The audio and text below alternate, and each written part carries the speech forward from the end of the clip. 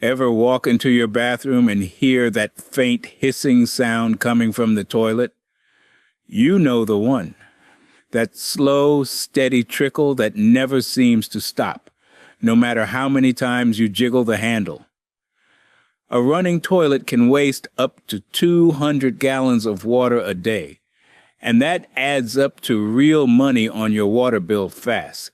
In this video, I'm going to walk you through my exact process for diagnosing and fixing a running toilet from start to finish. I've been plumbing for 45 years, and I have never had a toilet keep running on me after I've worked on it. Not once. And I'll tell you exactly why. Plus, stick around to the end because I'm going to show you a simple test that catches silent toilet leaks most homeowners never even know they have. Let's get into it. Fixing a running toilet is honestly one of the most satisfying repairs you can do as a homeowner. It's common, it saves you real money, and the best part is you don't need any special skills or expensive tools. Once you understand what's happening inside that tank and follow the right steps, this is a 30-minute job at most. So let's start by understanding how your toilet tank actually works. When you look inside your toilet tank, there are really only a few parts you need to worry about.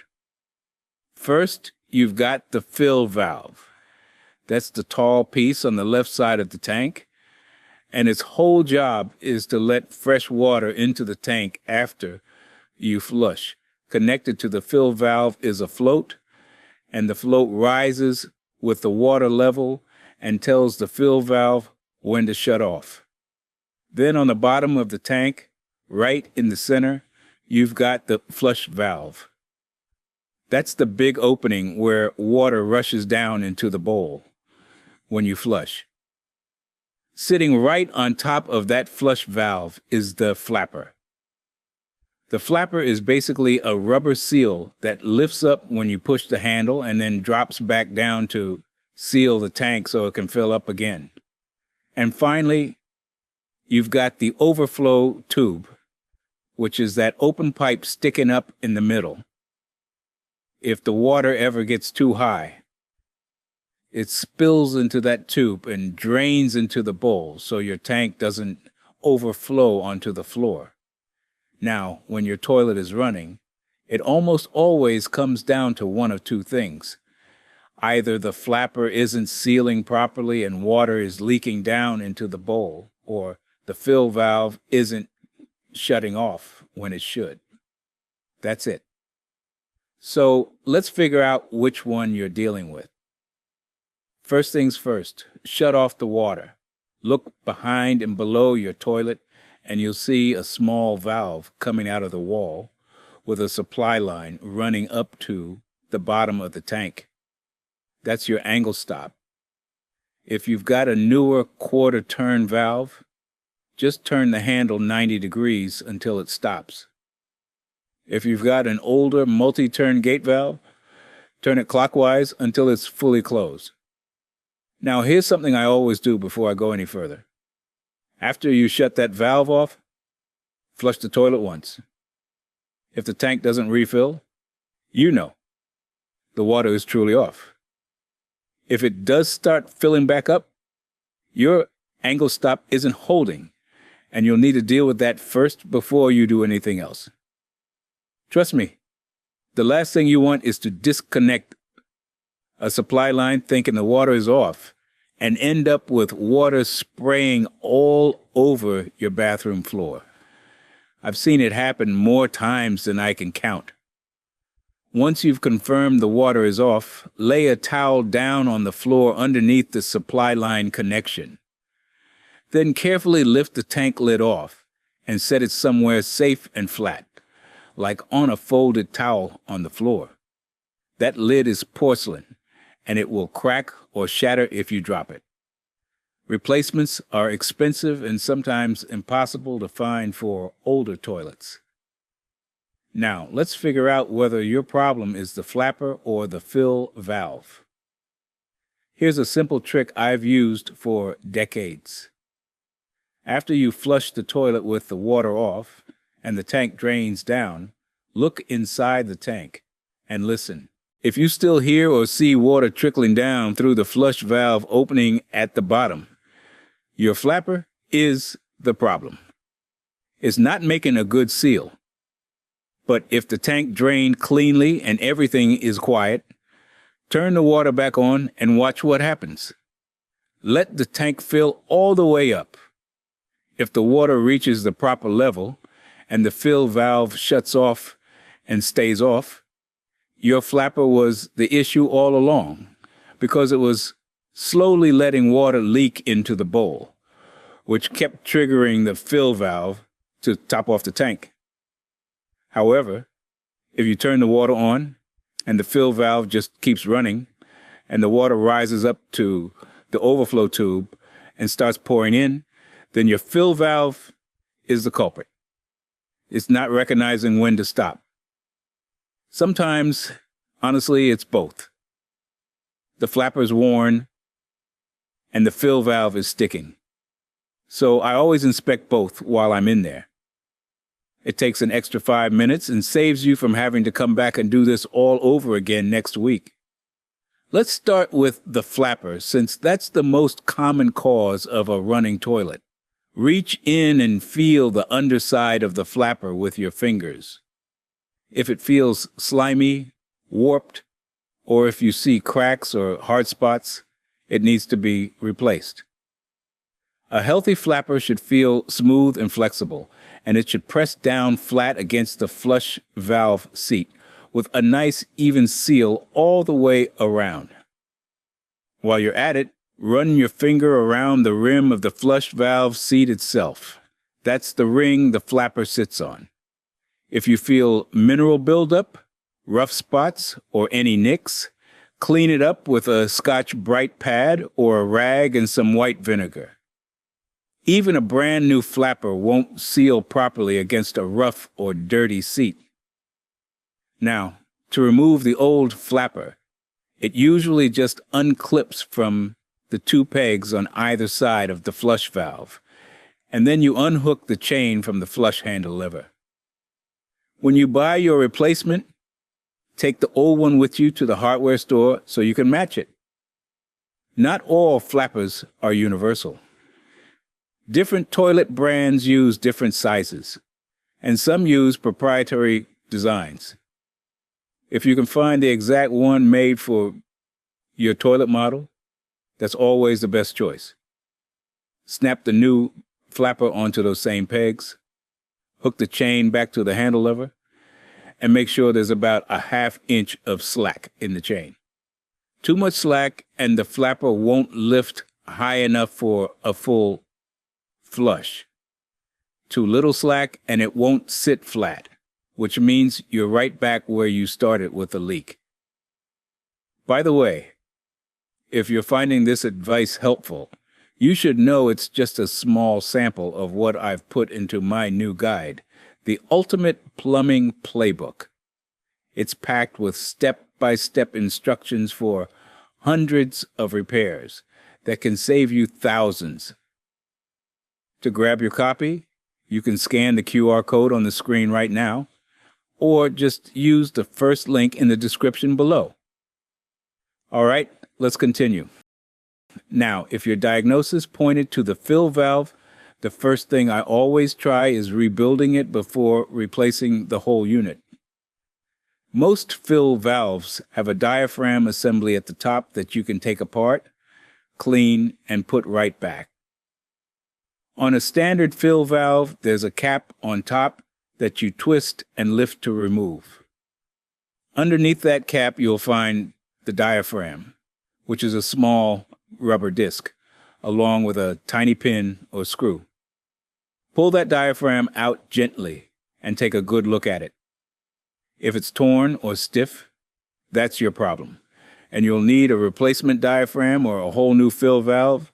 But 9 times out of 10, what I find is a small piece of sediment or mineral debris stuck in there that's preventing the valve from sealing shut, Rinse the diaphragm under clean water. If it's really gunked up, wash it gently with a little dish soap and warm water. Then look down into the valve body itself. If you see sediment or grit in there, here's what I do. Hook the supply line back up. Hold a rag or cup over the top of the valve and crack the angle stop open just barely for about 2 seconds. That burst of water pressure will flush the debris right out. Then turn the water back off. Put the diaphragm back in exactly how it came out, making sure that little pin seats properly. Set the cap back on, push it down, and twist it to lock. That's it. You've just rebuilt your fill valve. If the rebuild doesn't solve it, and that fill valve is still running, it's time to replace the whole thing. Don't worry. This is easier than it sounds. With the water off and the tank drained, put your towel underneath and unscrew the supply line from the bottom of the fill valve. Then unscrew the plastic mounting nut underneath the tank. The whole fill valve lifts right out from the top. When you set up your new fill valve, adjust its height before you install it. You want the top of the overflow on the fill valve to sit about 1 inch below the top of the tank opening where the lid rests. Most new fill valves are adjustable by twisting the body. Slide it into the hole. Hand tighten the mounting nut underneath, then snug it just a bit more with channel locks. Don't go crazy tightening it. It's plastic. And if you crack it, you're buying another one. Reconnect your supply line to the bottom and make sure the small rubber washer inside the coupling is seated properly. Then attach the refill tube so it clips into the overflow pipe, making sure it doesn't extend down below the water line. Now let's get the water level set right. This is a step a lot of people skip, and it's the reason a lot of toilets end up running again a week later. Your water level should sit about 1/2 inch to 1 inch below the top of the overflow tube. If the water is too high, it'll spill into the overflow, and your fill valve will run nonstop trying to keep up. If it's too low, you won't get a strong flush. On most modern fill valves, there's an adjustment screw or a clip on the float rod. Turning the screw clockwise usually lowers the water level. Counterclockwise raises it. Make small adjustments, a quarter turn at a time, and let the tank fill between each one so you can see exactly where the water settles. With everything installed and adjusted, reconnect your supply line if you haven't already. Hand tighten the coupling first, then give it about a quarter turn more with your channel locks. Turn the angle stop back on slowly and let the tank fill up. Watch the fill valve closely. The water should rise steadily, reach the level you set, and the valve should click off cleanly. Then get down on the floor and check the supply line connection underneath the tank and the mounting nut for any drips. Give it a full 5 minutes. Sometimes a slow leak won't show up immediately.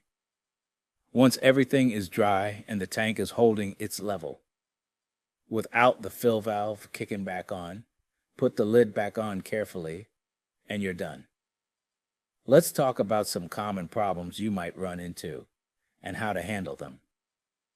First, if the toilet starts running again a few days after you replace the flapper, the most likely cause is chain length.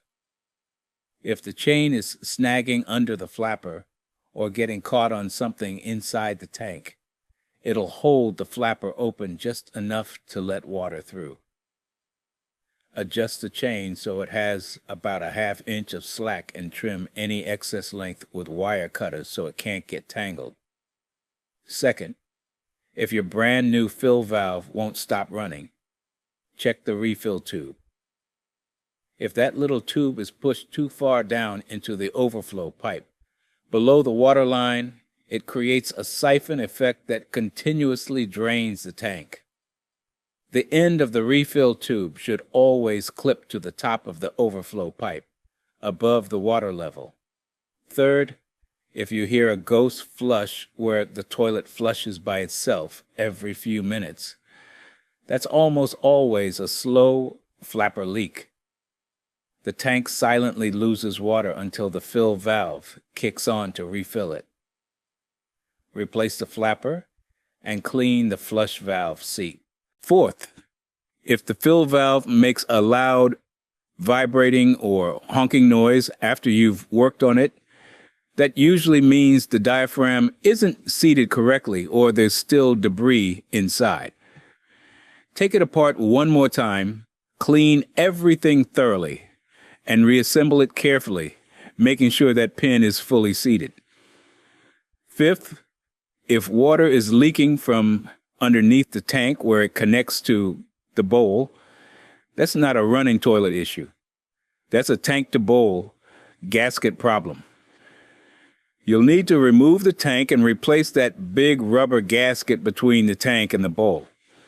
That's a separate job, but it's worth knowing the difference, so you don't chase the wrong problem.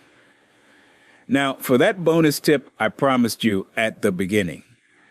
This is something I do every single time I finish a toilet repair, and it's caught problems that would have gone unnoticed for months. Grab a small bottle of food coloring from your kitchen. Take the tank lid off, drop about 5 or 6 drops of food coloring into the tank water, and put the lid back on. Do not flush. Walk away for 15 to 20 minutes. When you come back, look into the bowl. If you see colored water in the bowl, you've got a silent leak, meaning the flapper is still letting water seep through, even though you can't hear it. This test catches tiny leaks that waste thousands of gallons a year without you ever knowing. I do this on every toilet I work on, and I recommend you do it every 6 months just as a routine check. It takes 2 minutes, and it could save you $50 or more on a single water bill. Before you go, I want to make sure you know about my complete guide, the Ultimate Plumbing Playbook.